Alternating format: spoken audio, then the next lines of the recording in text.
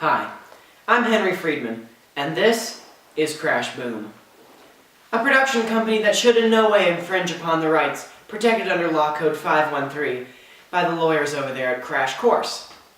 Today on Crash Boom we will be reviewing the 19th century novel Jane Eyre, and I have never been more excited to rapidly scream information at you that I learned on Wikipedia 15 minutes ago.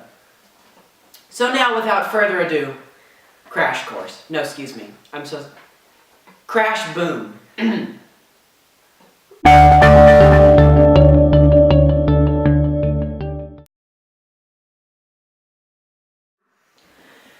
Eyes. The phrase, the eyes are the windows to the soul, definitely applies to Eyre. When Jane meets Mr. Rochester, the first thing she likes about him is his eyes. I was dumb still. He bent his head a little towards me and with a single hasty glance seemed to dive into my eyes. And in his great dark eyes, for he had great dark eyes, and very fine eyes too, not without a certain change in their depths somewhere which, if it was not softness, reminded you at least of that feeling. In addition, Bertha Mason, Mr. Rochester's clinically insane wife, has bloodshot eyes, which shows her mental instability. "Compare these clear eyes with the red balls yonder," is a quote that Mr. Rochester says, comparing his wife's eyes and Jane's. In our next segment of Crash Boom, we move on to physiognomy. Rochester is described as an ugly man throughout the book, and according to physiognomy, his actions should follow suit. However, his kind heart and actions contrast with this belief. "You look very much puzzled, Miss Eyre, and though you are not pretty any more than I am handsome, yet a puzzled air becomes you. Besides, it is convenient, for it keeps those searching eyes of yours away from my physiognomy." He is seen as harsh lines and angles throughout his appearance. Even when Jane falls in love with him, his qualities of squares and angles only blend together when contrasted with his eyes. She finds beauty in his appearance and loves him dearly.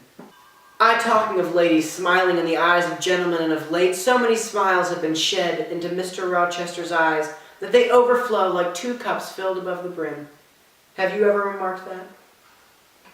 Rochester's eyes are a key characteristic in the shift of his character. The man described directly contrasts with the idea of physiognomy.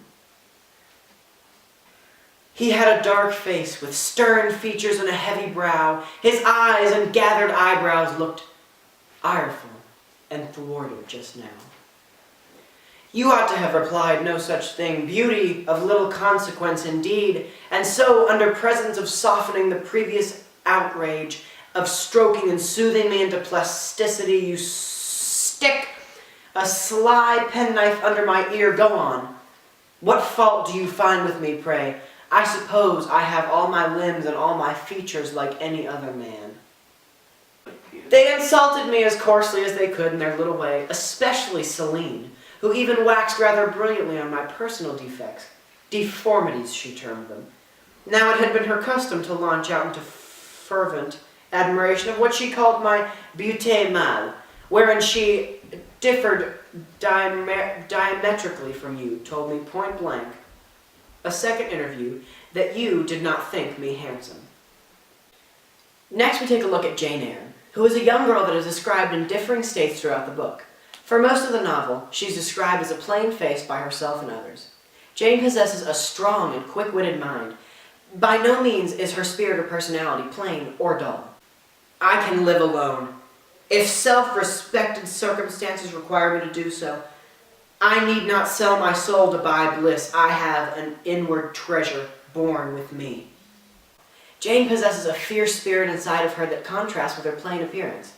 She shifts through the book with a perspective of herself. After Rochester confesses to loving her, she sees herself as beautiful and completely changed in her appearance. Although Jane is seen as simple and plain, her soul and spirit highly contrast with the idea that the body should match.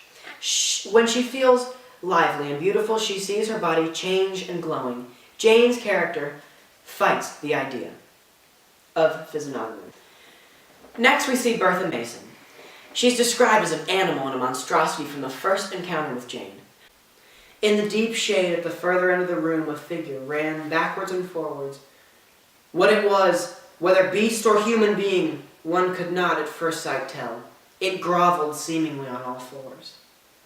A huge, grotesque beast, the insane woman is stripped from humanity due to her illness in Jane's eyes, becoming more of a monster and a freak of nature, and her appearance is the main cause of this label in Jane's mind. Red eyes and huge figure, she's even described as large as her husband, Mr. Rochester. Her treatment at Thornfield fails to even qualify to Victorian asylum's terrible standards. She is kept inside the house, abused and chained, and never given help for her condition. She is described in Rochester's eyes when he first met her as a beautiful and willing bride. However, as her mental state deteriorates, so does her beauty. Today on Crash Boom, we'll be starting a new segment called House Hunting in Victorian England. Our first home is located in England, a stunning estate. The house offers many a cozy window seat to snuggle up to and read a good book. The estate also offers the world-famous Red Room, a hauntingly chilling ode to the color red. More importantly, Gateshead is where Jane spends most of her childhood. When she leaves Gateshead, it is symbolic of a new stage in her life. In a way, it's a gateway to the next chapter of her story. Get it? Gateway, Gateshead. The name signifies a gateway into the next stage in Jane's life. I was a discord at Gateshead. I was like nobody there. I had nothing in harmony with Miss Reed or her children, or her chosen vassalage. Next, we move on to Lowood. Lowood is a change in Jane's life. Lowood is a symbol of darkness and a symbol of growing throughout Jane's young adult life. The name takes a meaning of low and growing from the bottom. The wood of her life sprouts and continues upwards, blooming into a fuller life from the darkness. From age 10 to the age of 18, she lives and grows inside the isolated walls. Next, we visit Thornfield. At Jane's first glance, she sees the house as a sanctuary of beauty and grace. To grow and flourish inside the stone walls is an easy act for Jane. However, as she is blinded by the beauties shown in the fields of Rochester, she is unable to see the thorns contained inside of the walls, waiting to harm. Oh, Adele, we'll go to school. I have settled that already. Nor do I mean to torment you with the hideous associations and recollections of Thornfield Hall, this accursed place, this tent of a con, this isolate vault, offering the ghastliness of living. Jane, you shall not stay here, nor will I. I was wrong to ever bring you to Thornfield Hall, knowing as I did how it was haunted. Next, we have the Moore House. This is where Jane learns more about her family. Because you get it, because Moore. I'm so sorry. Let's begin. The Moore House represents new beginnings. That is shown through the name Moore House because where she truly sees herself in the real world. Finally pulled from the glorified lands of Thornfield, Jane is removed from the romanticized world into a true one. In the bleak land of the Moore House, Jane can finally come to an understanding of who she truly is and what this world can be.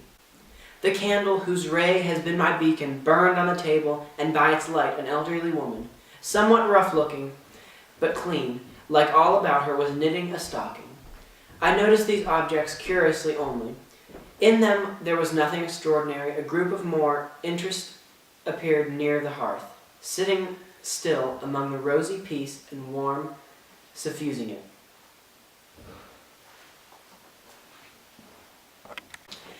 Thank you for watching. This has been a wonderful episode of Crash Boom, the production that is in no way affiliated with anything having to do with Crash Course, which is copyrighted. Now, Caleb, before you say something unnecessary, we have an open letter to Jane Eyre. Listen, you are a strong woman, and you don't need no man. You got this, baby. You got this. Go.